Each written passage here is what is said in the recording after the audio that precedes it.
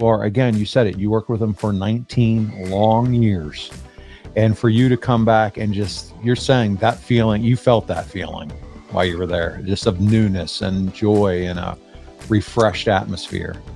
The pressure when I was there, I mean, it's, if you don't work there, you can't explain it to somebody where they would understand it.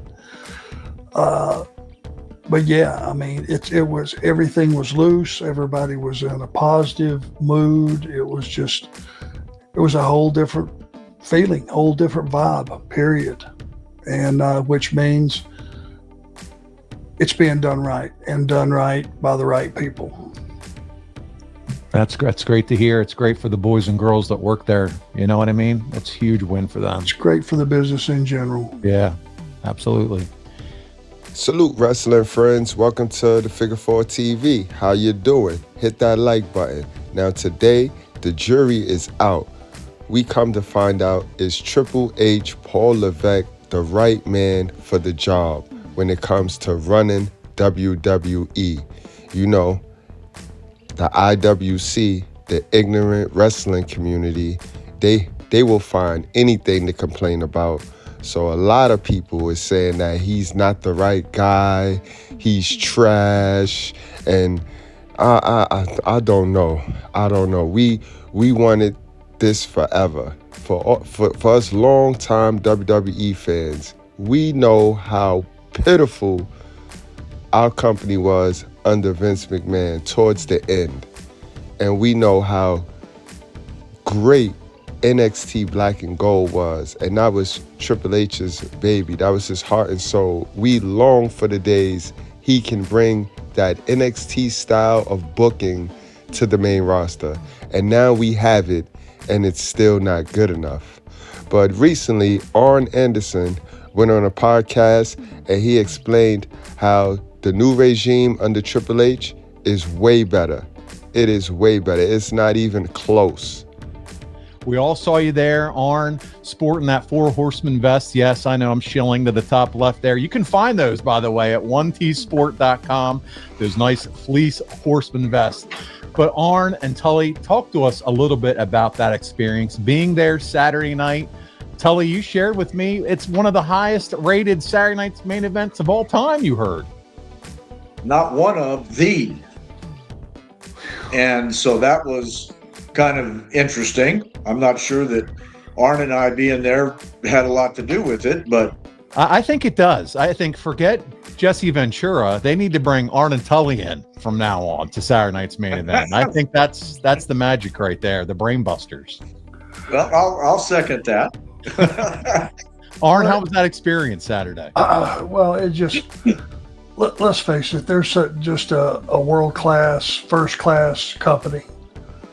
And they brought us in and they treated us well, better than well. I mean, it was just first class from the time you leave your house. They fly you in, put you in a nice hotel, provide a car service for you. The catering is immaculate. Everybody there is smiling, shaking your hand. I mean, the company is just, it's a place that I can look at every face backstage, whether it be cameramen or guys that are taping down wires or the biggest stars in the company. When they're walking around, you can just tell they're glad to be there.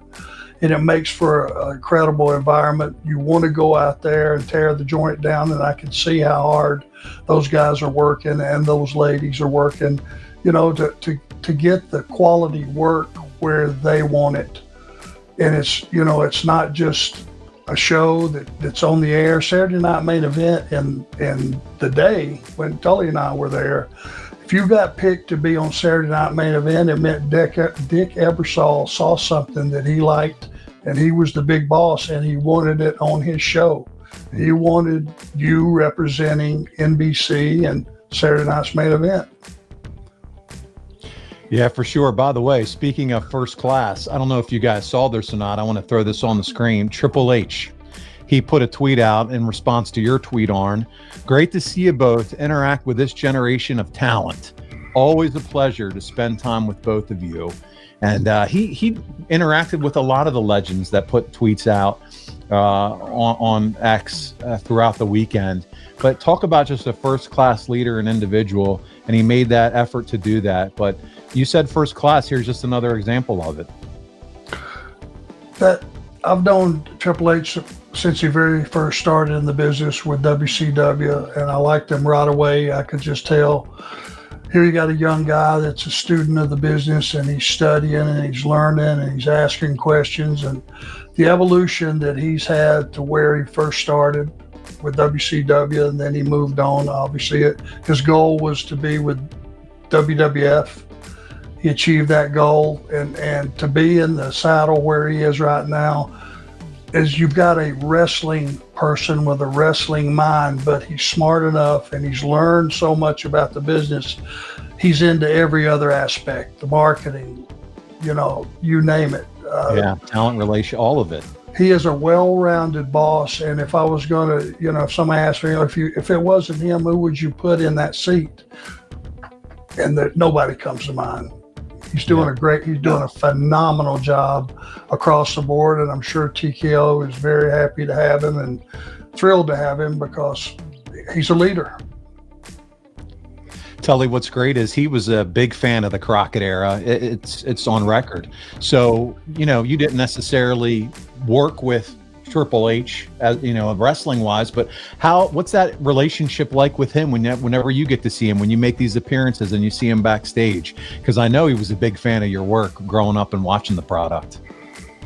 Well, Arn's got a much closer relationship to him because his career was a lot longer than mine. But every time when I went up to the ring and shook his hand, he stopped what he was doing and reached over, and I just said, thank you for having us here, and and just kind of touch base. Right before the show, hours before the show is not the time to get chit-chatty. Sure. Because everybody's doing stuff. Yeah, but he just always seems very kind and respectful of those that came before him.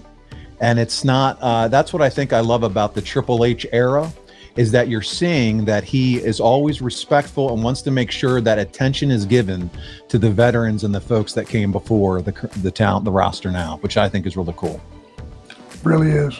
Yeah. And the veterans, are the same way. They will cross the room or cross the arena to come say hello if they've seen you for the first time, and, let you know that they're glad that you're there and all those things. It's just a great atmosphere backstage, which translates to a great atmosphere once the show starts. For anybody that want to hear the rest of that interview or podcast, you can go over to the Four Horseman Network over on YouTube. Ask Arn anything. But getting back to what we was talking about, guys, you heard Arn Anderson give Triple H mega points, gave him big points. And when you create the atmosphere that Triple H is creating, you're going to get more out of your workers. Your workers is going to be ready to run through walls for you guys. And see, if Arn Anderson wasn't a stand-up guy, I'd say he's just shielding. Because keep in mind, guys, Arn Anderson has a son too. He has a son called Brock Anderson. And just like Mark Henry, who be running around here shilling for WWE, but as soon as WWE don't do what he want them to do, then he talking crazy about him. But he's another guy that worked over in AEW and made his way back to WWE and have nothing but great things to say about this new generation, this new era at WWE. I mean, it's a long list of people that tried their hands in other companies, seen that the grass wasn't greener, and yet they still have great things to say about Triple H. We can even add Bobby Fish to this list. When you were working with Triple H and at NXT, do you get along with him great? Because it seemed like for a while, like WWE wasn't bringing in guys from the indie scene. Then all of a sudden, Triple H is in NXT, and he's bringing in indie darlings. He's bringing in good wrestlers. He's bringing in different guys of all shapes and sizes. Did you get along with Triple H? And did you were you almost surprised that, they wanted NXT? Because it's usually, WWE, you got to, land of the Giants. Or, we don't want to sign indie guys. Like, you heard that a million times from WWE. Yeah, I grew up, watching Hunter. So I was a fan, but, was not sure getting brought in how that was going to go. And I do remember the first time I was at NXT, he gave the post-show talk to the group. I remember it was at Full Sail, and he laid out some things and the vision and the way that he saw certain things, etc., etc. And by the time he was done talking, and I don't know if it was 20 minutes or 30 minutes, but by the time he was done talking, I just remember thinking to myself, like, as a pro wrestling fan, pro wrestling guy, pro wrestler, except whatever you want to call it, like, if you could listen to that speech and not support this guy, like, I could lose my number. We can't be friends, because the way that he saw the whole thing was just awesome. And it was like, man, this guy really, one, I'm a fan of the way he sees the business. But two, like, he really wants the business itself to thrive and to go to have uncharted success. And then after being there with him for the better part of 3 or 4 years or whatever, and being the Undisputed Era, and going through the War Games and all that stuff, I would go to war for that man. I would, hands down. If he tells me, like, listen, I need you to run through that wall, I'm gonna try. If he tells me he thinks I can do it, like, all right, I will try. It seems like such a shift with Triple. Now, I don't like to compare the two companies, but it's spooky when you got so many people coming back and forth, and then they got nothing good to say about AEW, but all this great stuff to say about WWE. That's like a slap in the face right there. Let's keep in mind, Arn Anderson was in AEW from the very beginning, because AEW, they wanted to stick with this WCW old character gimmick. And with Arn Anderson being a 4 Horseman, that went right with what AEW was looking for. They was trying to get that old school Southern wrestling ambiance. So they was going with everything old school WCW. And it's no such thing as a perfect boss, guys. I want y'all to understand that there's no such thing as a perfect person. But a leader, a great leader, gonna have some qualities. And we're gonna go over the 3 qualities that Triple H have that not too many bosses have. And definitely not Tony Khan. Now, there's a lot of wrestling fans in the IWC that only know this Triple H. They only know and remember this Triple H. They don't know the Paul Levesque. They know this Triple H. Because a lot of people, they don't know how to separate the character. They don't know how to separate the character from the reality. They remember Triple H as a heel, as a bad guy, screwing people over. He probably did something to their favorite character, so they can't see him being a practical, logical human being. They can't see him being a human. They see him as a heel. They can't see him as being a nice guy. Then you got the younger audience that only know this Triple H, the bald-head Triple H. They don't know the Triple H that we just went over. They don't know his accolades. They don't know how he's one of the boys. And that's a trait that leaders have to have. A good leader was once a follower. That's why he know how to lead so very well. So let's get to some traits that good leaders and good bosses display. So while we here, let's go over empathy. And a boss have to be empathetic because he have to be relatable. And Triple H is relatable because he was once a wrestler. that goes again to what I said about being a good leader. In order to be a good leader, you have once had to be a good follower. So this is why Triple H can relate to the boys, because he was one of the guys. Nowadays, we're in an era where a lot of people want the show, the runner of the show, the big boss of the wrestling company to be a fan, so that fans get to run the show. But no, I never believed that. I always thought a good boss would be a ex-wrestler, a former wrestler, one of the guys that was in the business. And that's what Triple H display. He exhibits that. He exudes that. He brings all of his experience to being in that locker room as one of the guys to his position as being the boss. And this is why he's likable. This is why everybody have nothing but nice things to say about Triple H. Remember, there's a difference between a nice boss and an effective boss. Because you can have a nice boss and the company go down in the toilet, kind of like AEW.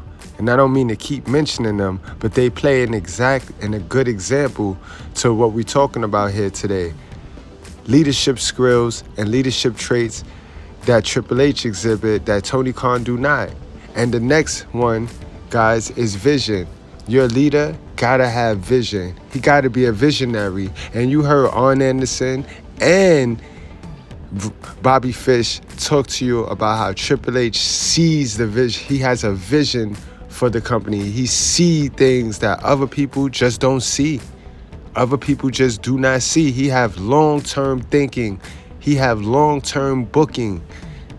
And he has a vision. You want your leader to have a great vision. If your leader don't have a vision, then he don't have a plan and he don't have a direction. And a company with no direction is going to go down. Down directions. Down is going to be their direction. It's just so many qualities found in a good leader. We're only going to go over, I'm going to give you three of the most important, but there's so many others. And last but not least, guys, we need a leader that make decisive decisions, that's not scared to make the tough decisions, not scared to release the people that he needs to release, not scared to tell the people, no, we not booking that like that, not scared to not let the people book his show. We need a decisive decision maker, and so far so good. Triple H have made the tough decisions. He have made them. We may not have liked them, but the decision needed to be made, and Triple H made it. He makes them. All right, guys, so you let me know, man. How do you feel? Like I said, do you guys think Triple H is the right man to bring in this new era of professional wrestling at WWE? And if you say that Triple H is not the right man, then can you please present somebody who should be running WWE? Do you have any names in mind? Maybe you know somebody that we don't. Are you advocating that Vince McMahon come back and take the rings? And let me know in the comment section, guys. You know I read every single comment. Like, share, subscribe. You can hit the video that's going to pop up on the screen for more Figure 4 TV content. Until then, guys, I'll see you guys later. This is a wreck. He's moving like an uncaged animal. No lie, he's wild in there.